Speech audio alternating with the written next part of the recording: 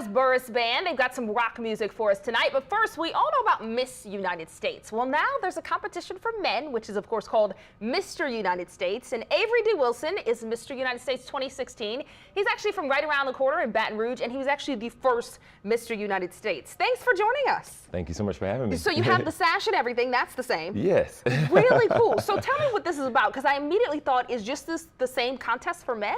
Yeah, I got introduced to it. I used to work with young ladies in the Miss America organization as a local director, but a guy told me about this new endeavor for guys. It was really driven to be the same thing, guys who wanted to give back with community service, but wanted to use pageantry and competition as a platform to do it. And I fell in love. I represented Louisiana in the pageant last May in New York City, and I brought the title home. That is so cool. Well, congratulations. Of course, Louisiana took the title home. Always. What did you have to do to win? The same things the women do? Yeah, you know, we say that this organization is really like the hybrid. It's the guy that Miss America and Miss Universe would probably want. Okay. So it's a little bit of everything. It's scholarship, it's service, it's community service, giving back in terms of platform-driven work.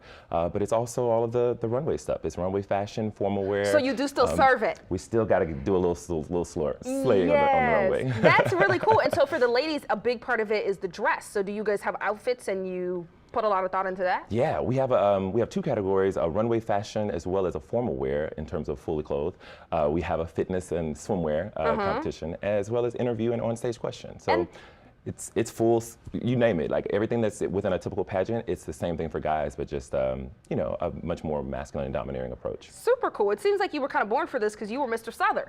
Yeah. So this is not your first go round with the crown. You know, it's funny how life has a full circle. Like Southern University is one of my favorite experiences, and I learned a lot in terms of just being an African-American male and what that means in, you know, in our society. And I was really able to kind of take a lot of those things that I learned from the university to the national level. Super cool. And so what's been the reception you've gotten from this? You know, it's a very new idea. So people are still trying to kind of figure it out. Yeah. You know, a lot of people, you know, have kind of pigeonholed it and thought that it was just for one particular type of guy. But the reality is it's a mainstream event. It's not necessarily designed to mock like the modeling or fitness competitions per se. It's really this idea of just men who want to give back, and it's service driven.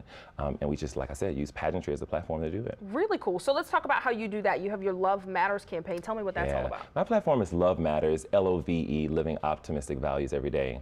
I really find that right now we're just living in a day and age where love really matters. We need more of it. And so it's three-pillared. It's love for self, love for others, and a love for something greater. And the dynamics is just to kind of show people how we can do small things here and there that really can make a difference in our world, whether it's just giving somebody a kind compliment on the street or being a little bit more patient with people.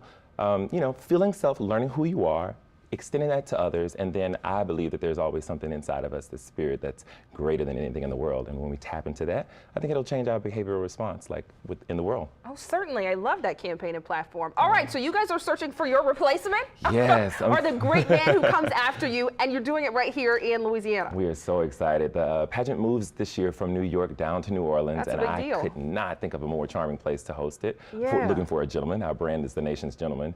But yeah, I give up my title in July, so July 28th through the 30th, we'll be down in the quarters and running the whole crescent as best as we can, but the goal will be to crown the next title holder. Super cool. And what will that ideal person look like? You know, I tell people all the time, it's this guy that's very self-confident and he's able to put his best foot forward. The brand is really about design. It's not designed in a way that we take whatever that guy does well and we show it off. So for me, I'm a motivational speaker, I'm a classical dancer, so my reign has been, you know, using those things to kind of push my platform, but honestly, it's whatever a guy brings to the table. You know, if he's fitness, if he's a teacher, if he's a student in college, whatever it is, we want to just kind of accentuate his strengths and really show him how he can be an ambassador to the world. All right, well, super cool, and good luck finding the next one. Thank you for being here, Mr. United States. Thank you so much. I'm going to sit up straight. You're making me try to be graceful. For more information on the competition, guys, you can visit MrUnitedStates.org. We are going to sit down with the guys from Burris Band after the break.